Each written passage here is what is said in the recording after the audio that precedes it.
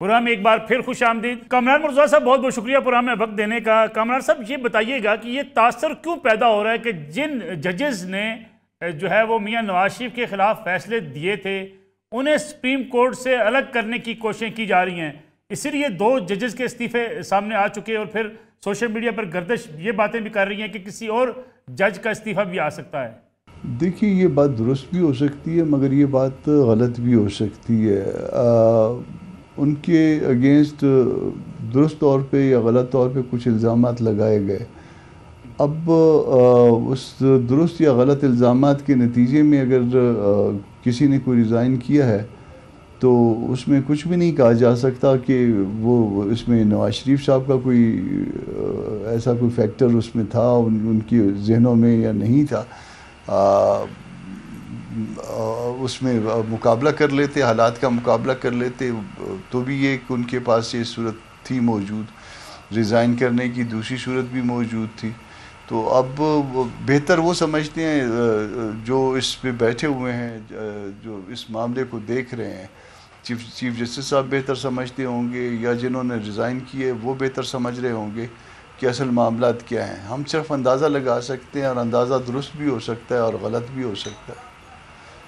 کامران مرتضیٰ صاحب، آپ ملک کے سینئر قانون دان ہیں، آپ نے یہ سارے مقدمات اپنی آنکھوں سے دیکھے، پروسیڈنگز دیکھی آپ نے۔ پاناما کیسز کے جب سامنے آئے اس وقت بھی یہ کہا گیا کہ چیف جسٹس تب کے ثاقب نثار صاحب یا اعجاز الاحسن صاحب یا ایون آصف سعید کھوسہ صاحب کچھ ایسے فیصلے سامنے آ رہے ہیں جو آئین اور قانون سے متصادم ہیں، اور مستقبل میں ثاقب نثار صاحب کے بھی گلے میں یہ فیصلے پڑ سکتے ہیں۔ لیکن محض آج اعجاز الاحسن صاحب مستعفی ہو جائیں جو اس وقت نگران جج تھے، اس بات کو غیر آئینی اور غیر قانونی تو قرار دیا گیا، لیکن ساتھ ہی ساتھ ثاقب نثار صاحب جو ان مقدمات کے فیصلے کے بعد الگ ہو گئے، اب یہ باتیں بھی کی جا رہی ہیں کہ ان کو بھی ان کے خلاف کسی کارروائی کے لیے سپریم جوڈیشل کونسل میں جایا جا سکتا ہے۔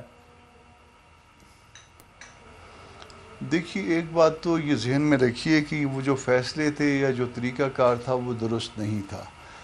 جیسے اس میں لائف ٹائم پہ ڈسکوالیفیکیشن تھا، پانامے سے شروع کر کے اقامہ نکال دیا گیا، نگران جج لگا دیے گئے، یہ ایسا ہوا نہیں کرتا تھا، وہ سارا کچھ درست نہیں تھا۔ مگر اس کے ساتھ ایک چیز اور بھی ذہن میں رکھیے، ججز کو امیونٹی ہوتی ہے، ججز سارے فیصلے تو درست نہیں ہوتے ہوں گے نا، کچھ فیصلے درست ہوتے ہیں، کچھ درست نہیں ہوتے، کچھ سے اختلاف ہوتا ہے، اتفاق کسی پہ بھی نہیں ہوتا، کم از کم ایک فریق تو ناراض ہوتا ہی ہے ان فیصلوں سے، مگر اس امیونٹی کی وجہ سے ان کے خلاف کوئی ایکشن نہیں ہو سکتا۔ ان فیصلوں کی وجہ سے ان فیصلوں کو سیٹ اسائڈ کیا جا سکتا ہے، ان کو ری وزٹ کیا جا سکتا ہے، ان کو ریکال کیا جا سکتا ہے، کل کہا جا سکتا ہے کہ وہ بیڈ لا تھا، مگر اس کی وجہ سے کسی غلط فیصلے کی وجہ سے جو ہے وہ جج کے خلاف کوئی ایکشن نہیں ہو سکتا، ورنہ تو پھر کوئی جج بننا جو ہے وہ نہیں بنے گا کہ کل جو ہے نا اگر میرے فیصلے کو کہیں پہ انڈو کر دیا تو پھر اس کا نتیجہ جو ہے وہ میرے خلاف ایکشن کی صورت میں نکلے گا۔ تو میرا خیال ہے کہ ان تمام تر فیصلوں کی وجہ سے جو سیٹلڈ لا ہے وہ یہی ہے کہ باوجود اس کے کہ میں خود ان سے اتفاق نہیں کرتا بہت سارے فیصلوں سے، مگر ان کے خلاف ایکشن نہیں لیا جا سکتا۔ مشال یوسف زئی صاحبہ، جو ابھی بات کی کامران مرتضیٰ صاحب نے کہ ججز کے بعض فیصلے ایسے ہوتے ہیں جن کی حمایت بھی کی جا سکتی ہے، کسی کی مخالفت بھی کی جا سکتی ہے، اسی طریقے سے جسٹس اعجاز الاحسن صاحب کا استعفیٰ آیا، روٹین میں استعفیٰ پریزیڈنٹ کے پاس گیا، پریزیڈنٹ نے اس استعفے کو منظور بھی کر لیا، لیکن ہم نے دیکھا کہ پاکستان تحریک انصاف کی طرف سے ایک باقاعدہ کمپین ہے اور یہ کہا جا رہا ہے کہ اعجاز الاحسن صاحب کو مجبور کیا گیا۔ اعجاز الاحسن صاحب نے کچھ تذکرہ اس بات کا کیا نہیں، انہوں نے محض استعفیٰ دینا ہی کافی سمجھا، تو پھر کیا عدلیہ کو اتنا پولیٹیسائز کرنا چاہیے؟ جی بہت شکریہ۔ میں صرف اس پہ ایک ہی بات کروں گی کہ پورے پاکستان کو پتہ تھا کہ جسٹس اعجاز الاحسن صاحب ایک کمپیٹنٹ جج تھے اور آنے والے چیف جسٹس صاحب تھے، تو رائٹ اس اپنے ٹینیور سے پہلے اس طرح بغیر کسی وجہ کے استعفیٰ دینا، اس سے بہت سے سوالات جنم لیتے ہیں اور یہ احتجاجاً بھی ہو سکتا ہے، کیونکہ ان کے خلاف کوئی ایسی چیز نہیں تھی جس سے وہ دباؤ میں آ کر استعفیٰ دے سکتے تھے، لیکن انہوں نے احتجاجاً دیا ہے، تو یہ تو وہ اپنا سٹانس خود ہی کلیئر کریں گے اور آنے والے وقتوں میں کلیئر ہو بھی جائے گا کیونکہ سچ چھپتا نہیں ہے۔ لیکن اس ٹائم اس سیناریو میں ایسا استعفیٰ آنا جس طریقے سے لیگل کمیونٹی کے لیے شاکنگ تھا، اس طرح پورے پاکستان کے لیے شاکنگ تھا۔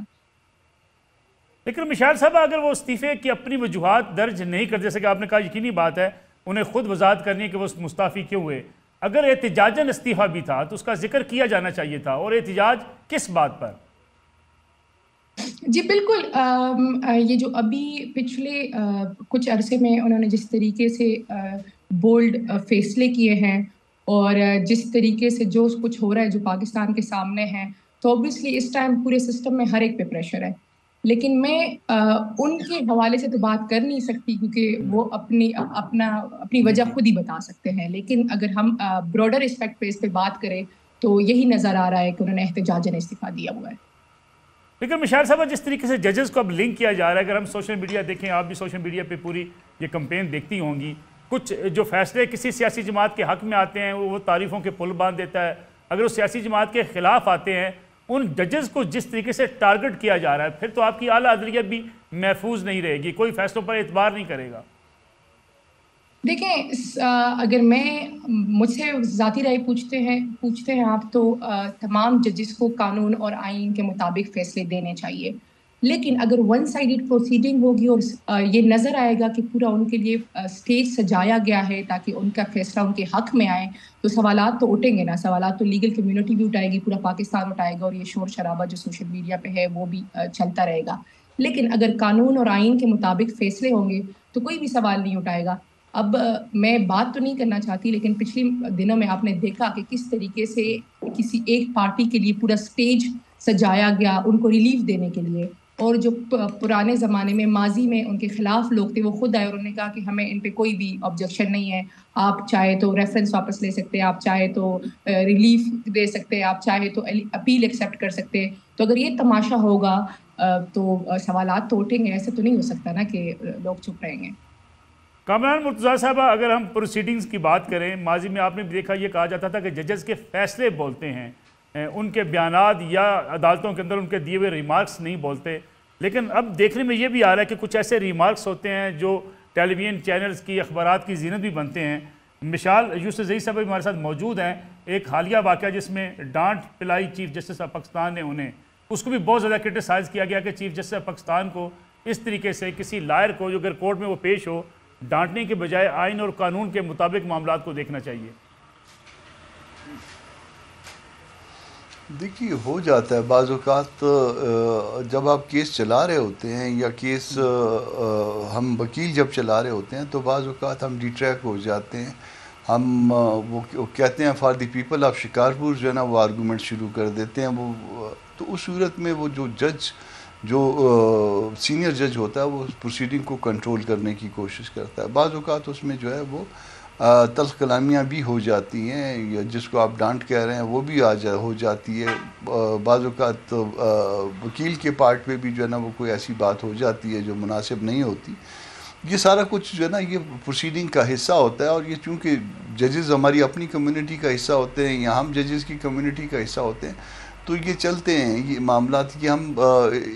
اس کو اتنا مائنڈ نہیں کرتے ہیں. بعد میں وہ ایکسکیوز کر لیتے ہیں، جس سے بھی زیادتی ہوئی ہوتی ہے وہ معافی مانگ لیتا ہے کہ یار ساری ہو گیا. اب یہ کچھ عرصے سے بلکہ کئی سالوں سے جو ہے نا وہ معاملات پولیٹسائز ہو گئے ہیں. وہ عدالتوں کو ہم کو صرف وہ فیصلے اچھے لگتے ہیں جو ہمارے حق میں ہوتے ہیں.